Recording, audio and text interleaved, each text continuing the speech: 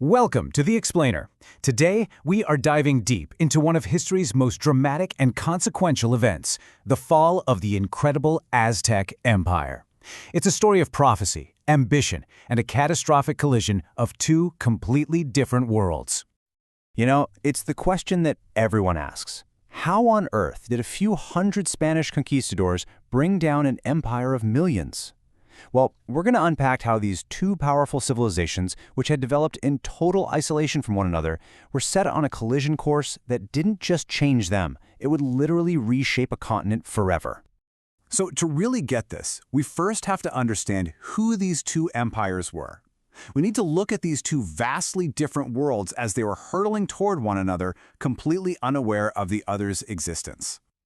Okay, so on one side of the world, you've got the magnificent Aztec Empire. They were a dominant regional power, really at the absolute peak of their wealth and influence. And then, on the other side, you have the Spanish Empire, ambitious, aggressive, and hungry to expand its reach, find new sources of wealth, and spread its faith across the globe. Now this is where it gets really interesting, because this slide breaks down what made each of them tick. For the Aztecs, expansion was all about demanding tribute from conquered peoples and, crucially, capturing enemies for religious sacrifice. But for the Spanish, it was about claiming land for the crown, extracting every bit of wealth they could, and converting non-Christians to Catholicism. I mean, these worldviews weren't just different, they were destined to clash, violently. And the man leading this Spanish expedition was Hernán Cortés. To understand what happens next, you really have to understand this guy. He was brilliant, he was clever, and he was absolutely ruthless. When he landed, he burned his own ships. Think about that. He sent a crystal-clear message to his 500 men. There is no turning back. It's victory or it's death. That single act tells you everything you need to know about his resolve. Okay, so let's get into the first contact, because this is where things start to get really strange. And it all kicks off with a series of profound and, ultimately, fatal misunderstandings. So try to imagine this. For a full decade before the Spanish even show up, the Aztec world was just gripped by fear. They recorded all these terrifying omens, one after another, and they believed each one was a sign that some great disaster was coming. A flaming object shooting across the sky, temples just bursting into flames for no reason, a weeping woman heard crying in the streets every night. It created this atmosphere of deep, deep anxiety. And right into this atmosphere of dread comes a really specific prophecy, the return of their god, Quetzalcoatl. He was described as being fair-skinned and bearded, and he was prophesied to return from the east in the year 1 Reed. Well, by an almost unbelievable coincidence, 1 Reed in the Aztec calendar was the exact year Cortés and his men landed on the coast, 1519. You can just imagine how unsettling that was for the Aztec ruler, Moctezuma. So when Moctezuma finally comes face-to-face with Cortés, he says this. I mean, listen to those words. He's not just welcoming a stranger. He's greeting someone he believes could be a returning god, coming to take his rightful place on the throne. And based on this belief, he invites the Spanish right into the heart of his capital, Tenochtitlan. It was a decision that would seal their fate. But here's the tragic part. While Moctezuma was seeing a god fulfilling a prophecy, Cortés just saw an opportunity. He wasn't a god, he was a conquistador. His mission, which he wrote about to his own king, was simple. Claim this land for Spain and for Christianity. It was a complete and total misunderstanding. One side saw a divine encounter, the other saw a golden opportunity for God, glory, and gold. So how did this massive misunderstanding spiral into a full-blown military conquest? Well, the answer really comes down to three things: allies, germs, and steel. A huge piece of the puzzle is how differently they approached war. Aztec warfare was often ceremonial. The main goal wasn't to kill your enemies on the battlefield, but to capture them alive for ritual sacrifice. They would leave conquered cities standing so they could keep collecting tribute. The Spanish, on the other hand, practiced total war. Their goal was to kill as many of the enemy as possible, break their will to fight, and leave nothing behind.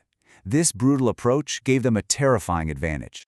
Cortés was also an absolutely brilliant strategist. He figured out very quickly that the Aztec Empire wasn't this one unified force. It was actually a collection of smaller city-states that were forced to pay tribute and really resented Aztec rule. So he exploited those divisions, forming alliances with enemies of the Aztecs, like the Tlaxcalans. And with their help, plus crucial intelligence from his interpreter, a native woman named La Malinche, His tiny force of 500 men suddenly became the head of a massive native army. And this timeline just shows how incredibly fast everything fell apart. I mean, just months after being welcomed as a god, Cortés takes Moctezuma hostage. Tensions explode, leading to a brutal Spanish massacre of Aztec nobles, which sparks this huge uprising called the Noche Triste, or the Sorrowful Night, that drives the Spanish out of the city with heavy losses. But while the Spanish were regrouping, a much, much deadlier weapon was already spreading silently through the city. Smallpox. It was a disease the Spanish carried, and they had some immunity to it. But for the Aztecs, who had zero exposure to it, it was an absolute biological catastrophe. While Cortés and his allies were recovering from the battle, historians believe smallpox killed as much as half the entire population of Tenochtitlan, including the new emperor. It was an invisible, unstoppable, and utterly devastating blow. So you put all this together, the political divisions, the different ways of war, and this horrific disease, and it all leads to the final, brutal siege of the magnificent Aztec capital. These words, they're from an Aztec poem, written by someone who survived the siege. And they are just haunting. They capture the sheer devastation. This wasn't just a battle. It was the complete annihilation of one of the world's greatest cities. After a brutal 75-day siege, with its defenders weakened by starvation and disease, Tenochtitlan finally fell. The mighty Aztec Empire was gone, and the Spanish immediately began to erase it, tearing down its great temples and pyramids to build their own city right on top of the ruins. And this right here is the crucial takeaway.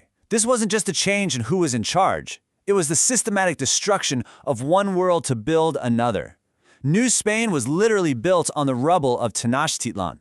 The Aztec people were subjugated, their religion and culture suppressed.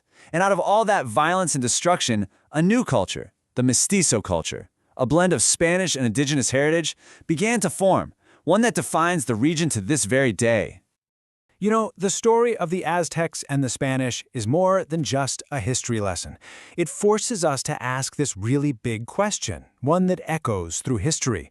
When two worlds collide so violently, what is truly lost forever, and what is created in its place? It's something to think about.